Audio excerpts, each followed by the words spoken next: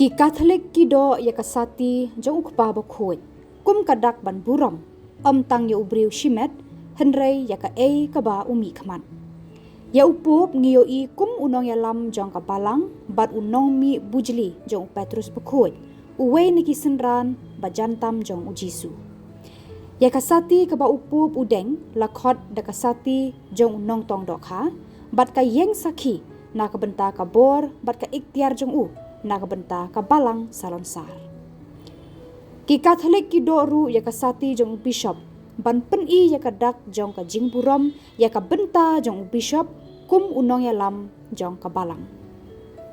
Ki kti jong ki ling doru ki long ki bakerpang namar ki long ki bala kerku ban pen kela bat ban sam ya ka met bat ka snam ukris. Bat ka ni ka long ka ka bakongsan bat ka bakerpang tam na ka benta ki pa nget Katholik. Kumta ka jingdo ya ka Sati ka long ka dak ban pen I ya ka jing I ya ka balang pat ka jingai ne hau jisu uba pau lengba kini kinong ya lam balang.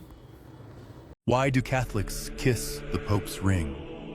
Kissing the ring of the Pope or a bishop is a gesture rich in history and meaning. It's not about the man, it's about honoring what he represents. The Pope is the successor of Saint Peter, the fisherman of Galilee. His ring, known as the fisherman's ring, symbolizes his authority and mission. This custom dates back centuries and became formalized in the 15th century. Catholics kiss a bishop's ring to show reverence for his dignity as a successor of the apostles and the hand of a priest, which is anointed to consecrate the Eucharist.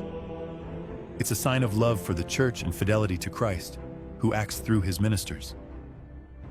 Like rising for a head of state, this simple gesture honors a sacred office and the one who established it.